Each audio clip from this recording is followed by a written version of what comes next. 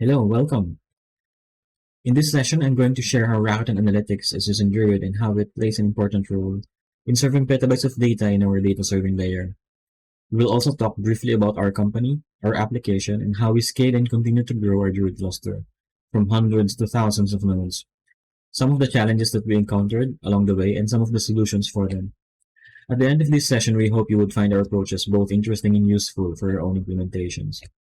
But before I start, I'm obliged to tell you that everything here and what follows, independently or as a whole, is not an endorsement of any product, company, solution, or service, be it expressed or indirect. So with that out of the way, let me introduce myself. I am Cyril. I work as an engineer in one of the biggest and critical platforms in my company. I have been working with data for the entirety of my professional life and have seen lots of trends in data warehousing and data engineering. I continue to work with lots of technologies, including both old and emerging, including Druid, and work our way maximizing these technologies for specific purposes that they were built for. I work for the Rakuten Group in Japan, and for those unfamiliar, let me briefly introduce and describe my company in detail.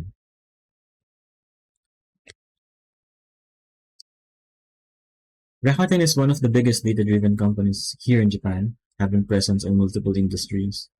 Our goal is to enrich people's lives through innovation and entrepreneurship, not only in Japan but also across the world. Our latest push in this effort is our innovations in the telco industry. Through a recently launched service called Rakuten Symphony. It's a service providing everything from needed to run a secure cloud-native virtualized 5G mobile network for both greenfield and brownfield deployments anywhere in the world. So I invite you to do an internet search and get more information on that topic. And yet that is just telco. Here are some of the industries that Rakuten touches. Here we have banking, equities, investments, e-commerce, travel, life and leisure, fintech, messaging, and some in healthcare as well. At the center of it all is membership and data. Deriving value out of this much data is paramount in achieving our goal, and we needed a platform to accomplish this. And this is where our application comes in. In the far left is the same strategy circle, where data is the center of all of the services in our company. We collect, process, and publish all of this data and make it available to all sorts of internal users. There are two main groups of users. So the group below are systems, still internal to Rakuten, that consume this data to optimize user experience. So let me just get out of the way, just show you this part. Examples of this is making everything accessible and relevant to users, optimizing price to benefit end users, improving search and maximizing campaigns and promotions. All of this make the overall experience of using the platform better, both for sellers and buyers and consumers and merchants. And most of these are built on ML models that require minimal human intervention. The other group, the one at the top, are actual analysts and consultants, actual people. They consume our data and produce dashboards, charts, reports, and all things that come with what I would call classical BI, classical analytics. Still advanced analytics, but still classical. These users need the data whenever they want and however they want. Um, yeah, so we created a UI for them, for these users. So this UI is actually reminiscent of the classical, so self-service analytics tools available on the market. So it includes a list of dimensions, metrics, preset filters, at the far left, that can be dragged and dropped into sections that control how charts are built or the visualization is rendered. And this is the example of the visualization feature of this interface. Not shown on the far left, are smaller icons that direct to more features of the application that we have time to go through. So I cannot show you the part where users need blazingly fast response times. So we had to think about what engine to put underneath all of this. So as a team, we believe in using purpose-built databases. So we spend time doing POCs to select the right kind of technology. Normally, we would have architectural decisions documents and implementation alternatives document to show our selection process. But in the interest of time, I'd like to skip mentioning the other OLAP and NoSQL technologies that we considered, but instead jump straight into the main reasons why we selected Druid for this.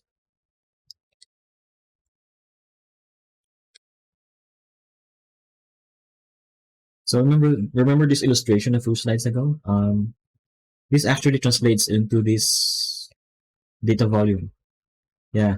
So it's such a big scale, at least for us. Millions of records processed, resulting in petabytes of data to serve demanding users. Thousands of those queries daily, concurrent queries from hundreds of unique users, and all of these users expecting tactical response times. So tactical, we mean tactical by seconds, at worst, sometimes a couple of minutes at worst, ideally in milliseconds. So here are the actual metrics that we collect from our pipeline. This is the ingestion part. As can be seen here, we have millions of records per second coming in tens to hundreds of megabytes per second. And this is just on a normal day.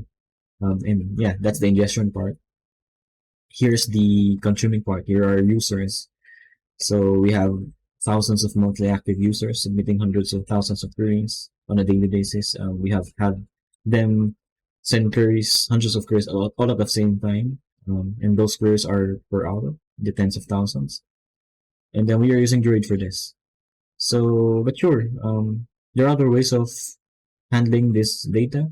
So in the older days, we normally build three-tier architectures that sort of buffers ingestion using a staging layer, and then creating a heavily modeled relational model for integration and consolidation, and then a separate set of cubes or marts for the semantic layer that is optimized for dimensional model and for querying. So if that can be done, what makes Druid worthwhile? Right? So it actually is more than just scale. Um, there are the other considerations, perhaps the most important ones that drove our technology selection. And normally these things conflict with one another, right? So if you can load data fast, your data is typically in a not very optimized form for querying. If you have high cardinality, so it's hard to group by against that, right? So there are ways about it anyway. So there's like reconstructing files into columnar data formats, rearranging and reprocessing them into a cube, or optimizing them for dimensional queries via marts or similar approaches. But there's always a cost to it. Cost of implementing this on the form of more people building your warehouse, more people designing and your logical and physical models, and putting all of this in an application layer that sort is abstracted by SQL, sometimes by SQL by views and stored procedures. Right. In contrast, in Druid, Druid can satisfy many of these with minimal application development. It already combines techniques from time series databases, search systems, and OLAP methodologies under the hood. So it just made sense for us to use it. So for evolving schemas, one example is how our users can actually send new fields into our pipeline, and then they would expect that in hours. At the FRN, the reporting end. So that's schema evolution for us, and we have it all automated in ingestion and publishing via Druid. And it doesn't matter what kind of data, be it high cardinality or low cardinality. We're still conscious with normal modeling processes. One example that I like to share is how we still go about changing continuous variables into buckets or categories, to categorical, if we're going to use them as dimensions. Druid can handle it in a way, but of course it's not optimal. So it's not like Druid would allow you to throw out all of your modeling practices in the window. So, but anyway, all of this can be also an important thing is this can be scaled horizontally, thanks to the to what we view as a proper MPP design of Druid. So yeah, so going ahead, let me show you where Druid is placed in our platform. And this is actually our pipeline. So this is an oversimplified version. It's also an old one, but our newer ones are built on the same foundation. So in a way, it's still valid. But in any case, for the sake of this presentation, let me just have you focus on this part right there. This is the consumption side. I might have mentioned earlier that we use purpose-built solutions for the right problems. And this is true even for this layer. So we have a triumvirate of technologies that perform similar functions. In fact, we also maintain these technologies ourselves, besides Druid, alongside Druid. But right now, Druid serves most of our user queries. Let me show you how much. So this is Druid and the other one is Presto. Druid is serving 98% of the queries. is undeniably the majority of the queries.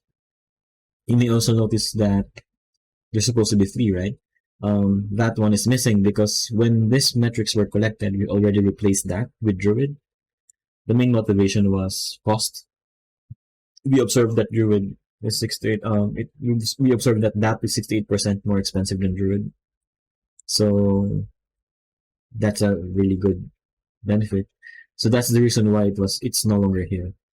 Um, so yeah, and let me show you the difference between the per performance. So this is a time when we had to use them alongside each other.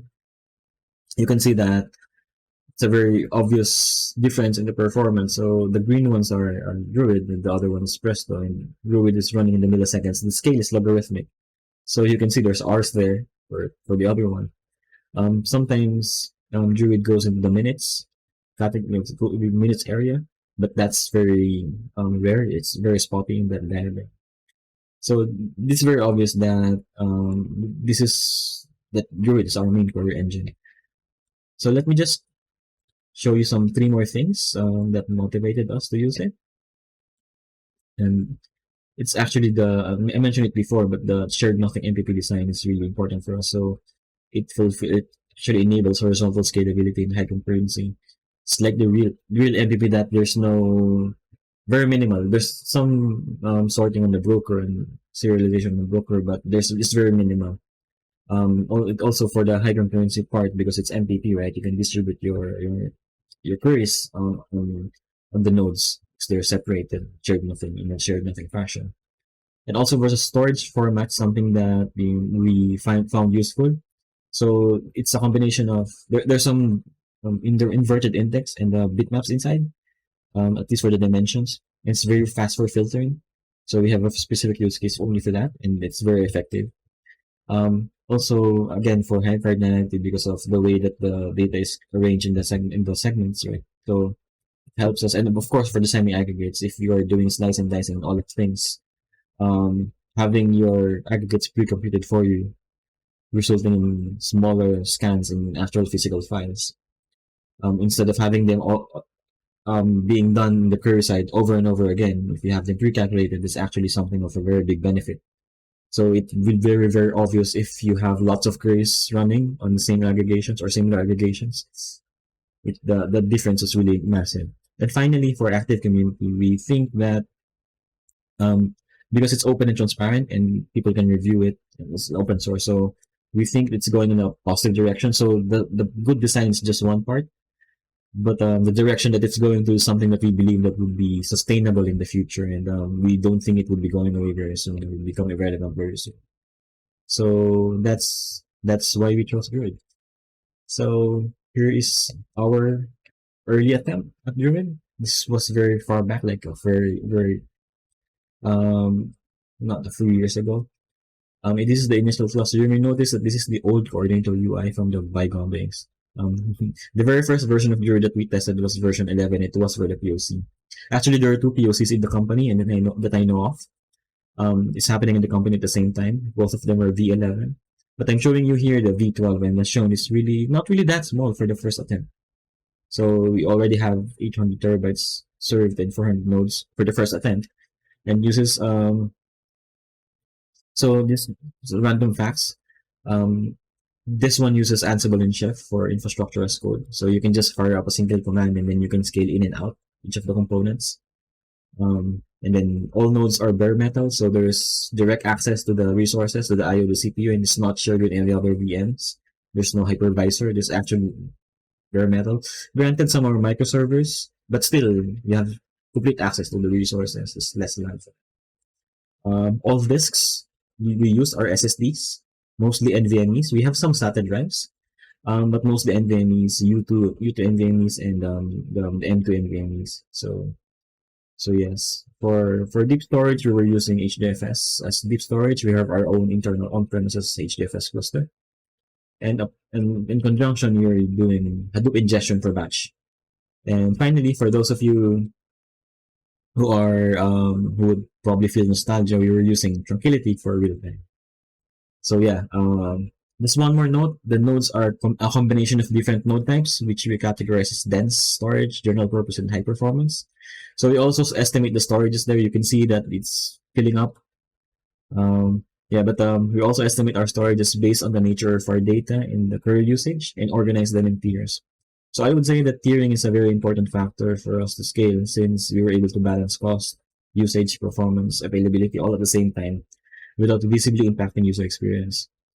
Granted, yes, there were some service downtimes, but Druid's inherent design allows us to control that as well, because we can vary the replication for high-risk nodes at the tier level.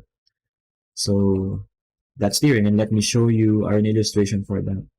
And this is an illustration. It does not reflect the actual tiering that we were doing, but we are hoping that this will convey the idea.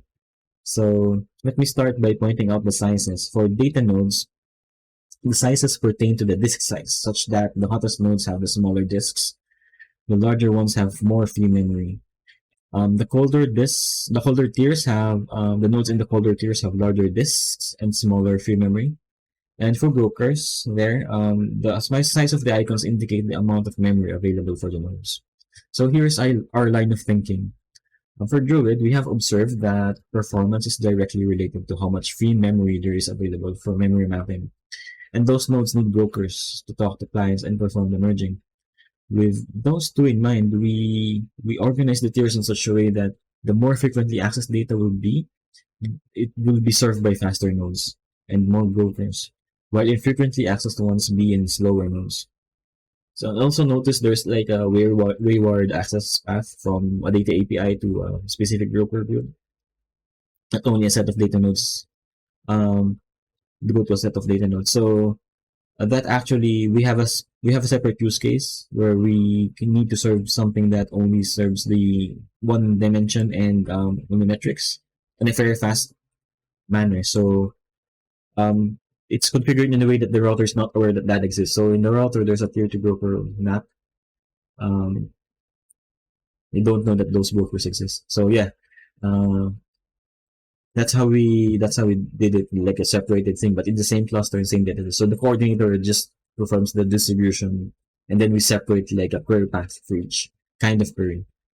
So doing it this way, we get the benefit of being able to manage performance to a certain degree. That's only performance. So there's also another part of it, which is the cost. So for the cost, because of tiering, we can mix and match and combine different node types with different costs and performance profiles. We do not have the exact figures, but there's some savings compared to just using a single type of node. The percentage might be small, but it becomes significant if you consider that we are talking about hundreds and thousands of node hours here. So yes, well, that's nice, right? But the caveat is that in many things, there's a caveat that it would potentially complicate load rules for each data source, and we don't have that. We don't only have a single data source. So this is just one example for us. I have to scrub the text, but I hope we convey the idea of how not really complicated, but how outside of the normal it could be. So that's for cost and per performance. How about ingestion? So let me talk about ingestion. So remember before we have real time and batch, right? It's one would ask is why lambda, right? Actually not really lambda because we have separate cluster for real time. So the real time cluster consumes and using the Druid supervisors to get it directly from Kafka, and then we have a separate one for batch. So they're not really lambda because there's two separate Druid clusters, but the data API combines them. Depends on what's needed or requested via the UI. The data API can combine the data sets. So actually, we can actually combine them into one Druid cluster. You can use the supervisor task affinity, the overlord task affinity to control which middle marriage it would go to. And we actually want to combine them, but and we can do so in tiers, but that's a story for another day. So one more motivation for the um batch there is that there's some required calculations and enrichment that we have to do in the batch, and also because we're able to control the accuracy, how much data set we can consume. Um, we have the time to do that in the batch, and also for compaction. So we eventually overshadow the segments in a way.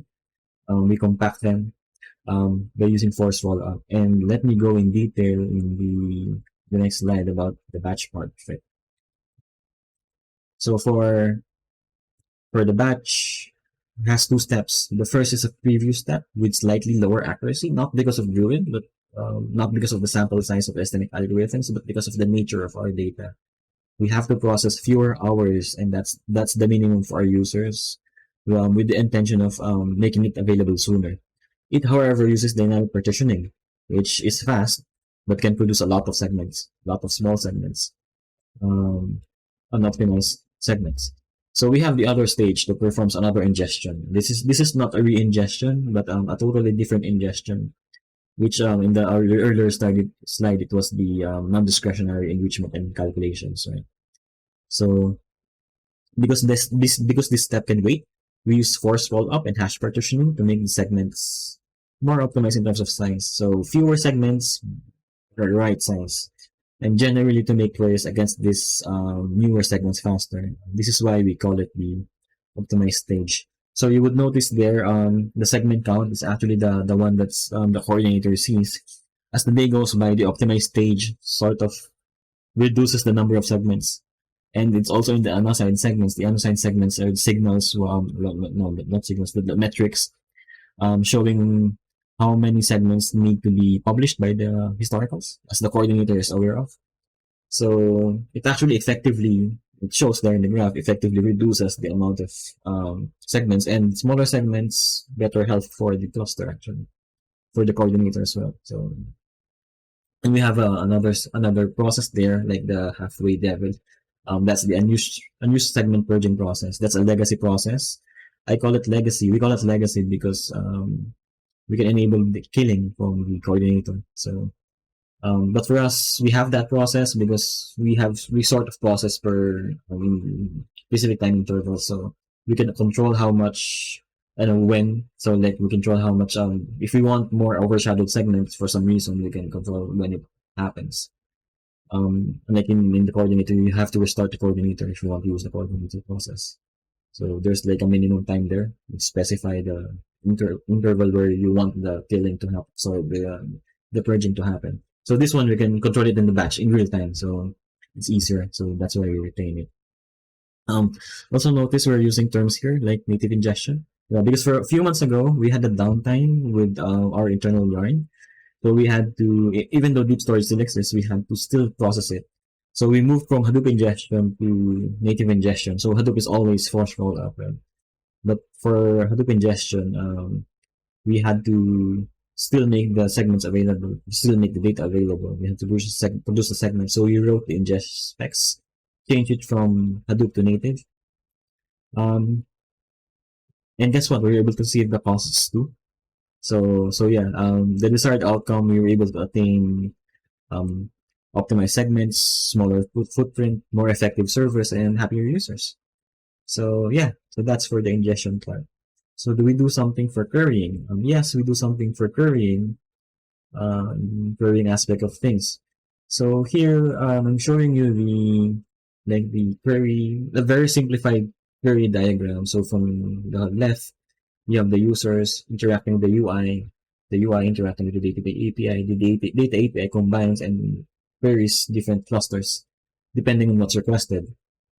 So um, for a time we were having some issues, and we were using these metrics. We were paying attention to these two metrics, the first two, um, to identify that. So first is like the Druid logging emitter, so the pending segment scans, and from in pending segment scans and the historicals and the time to first byte as seen by the broker. And the second part is the machine metrics, the node, like real node metrics, like CPU load average, memory IO, and network. So in the combination of these two, so like we have the node one, the physical one, and then the other part that come from the application. Um, this actually informed us that there are some like slow historical, slow nodes, like bad disks.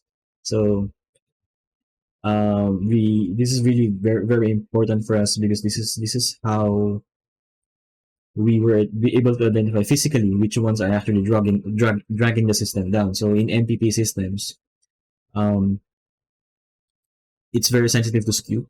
So if other nodes are done with the processing and then the broker might be waiting for one more node, it looks like the entire query is slow. And that actually becomes a geometric thing. So one node becomes slow and that node serves a specific interval or set of segments. Queries that hits that would also look slow. So it doesn't do justice for the entire cluster just because only one node is slow. So identifying it quick and fast using these metrics is really important. Um, we have a monitoring process automated already. We have, in a way, in a certain level, automated that already using a monitoring process, where when there's like a suspicious activity, it attempts to restart it for a couple amount of times, and then after a long while, it just shuts it down. Then we would see that there's some lost nodes on our monitoring. So that's for like the machine metrics and the metrics from Druid. And also in terms of querying, we send uh, in the along with the query context user information from our application. So the exact user and the session information from our user interface and data APIs. We correlate them with the internal query ID Druid. This allows us to identify which users are submitting the queries, but more importantly, the intention. So with that, we can correlate what they're doing. So what exactly they wanted to access. It's like sessionization by itself. This allows us to actually replicate the query and pinpoint any other component that needs tweaking. So an example, a real example for us is this one. So here with that, knowing the set of queries, we trace it, we reproduce it to a separate set of nodes. So sometimes, most of the times actually, we do it on a dead hour of the day, like during off-peak hours. But if we have time, resources, and people, we replicate the same interval of data into a different tier that's the same technique as before, not seen by the router. So we can interact with that specific broker, querying only the set of historicals and then replicate what's happening without actually impacting the real production environment, even though that's production data. It mimics because that's the same segment itself, right? And same free memory and same everything. So this one specific example, you cannot see what's happening here. Let me just zoom. Oops, zoom here. It's actually during a regex scan. So this particular example, this is actual query that stressed our system. It was submitting a large regex with 192 terms. So yes, it was insane. But the point is we were able to identify it and we were able to trace it. We knew exactly what it was doing. So we were able to act on it and then we have to communicate with the users for it or some of our colleagues for it. But that's a separate story for now. The important thing is how to identify it, right? So without being able to identify it, you won't know what to do. So this is one technique for us. Oh, by the way, if you are interested in knowing how to do this is actually in the internet. Just search flame graphs, SMJ. So you'll find it scattered in the net. So you'll find blog posts mentioning how to do this exactly. So yeah, that was the last of our examples. Thank you. If you're still with me, thank you so much for staying here. We are close to the end. I'm just going to go through those things. We believe that we can summarize them into three things. So first is understand and use the usage and query patterns of your system and your users. Also note I invented an acronym for MPP there, which I think is relevant for all massively parallel processing systems, including Druid, in a way that actually minding the proper partitioning of data, allocating proper IO and CPU resources for it, minimizes the occurrences of sorting, shuffling, and skew, which are the weaknesses of distributed systems. So every time you serialize into one component, a singular component, the parallelism goes away. So we have to reduce that, and doing it this way is actually something that really important. So actually, MPPs, parallelism, and serialization is like something that's more obvious once you use the system and once you notice that only the distribution of the data and the proper partitioning of data actually dictates how it changes from parallel to serial. So that's for the first part.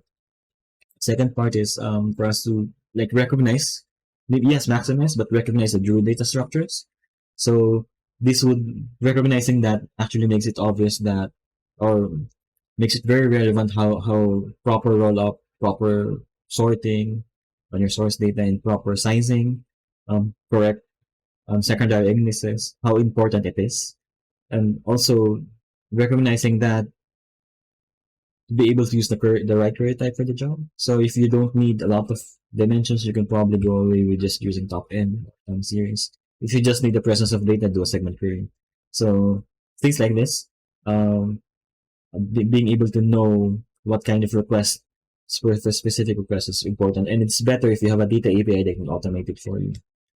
And finally, the thing that won't be able to stress enough is the implementation of metrics. So I know we won't be able to scale without knowing what's happening in the system. My analogy is like driving without your dashboard. It's actually the entire dashboard without the dashboard, right? So yes, unless you're a very good drifter. So anyway, so it's like not having enough information to act or to decide on something. So it is all actually recommended to collect all of the metrics that we can get and only stop at the point where it actually impacts your system. So yeah, if it's consuming too much resources, if it's getting in the way of the application of the feature, so only then stop for the metrics. Um, but as you collect more metrics, you might get more insights about the system, right? So it's really important. So we as a team and I believe that following these things, keeping this in mind, ensures that our on-premises Druid is fast, reliable, and cost-effective. So yeah, applying all of this is where we are now. So we started from version 12, we're now 20.1. We started with 800 terabytes, now 2.46 petabytes of data, and increasing daily on 2,000 historicals and hundreds of tasks, hundreds of subject areas, and 50 plus data sources. Shown here is the actual data served. This is slightly older because we're increasing every day. So yeah, we have three main clusters there. For those eagle-eyed out there, you would notice that there's a lot of middle managers at the middle cluster. They're not real-time nodes, so but they are actually doing some catch-up. So this is one point for real MPP systems. You just add resources and you scale horizontally. This is one example of that. You don't need to do some workarounds to be able to ingest or reingest your data. Right? So this is a very powerful thing. So that's it for our Druid implementation. So in the next few slides, I will just go through what we are thinking, and then we will probably conclude this session.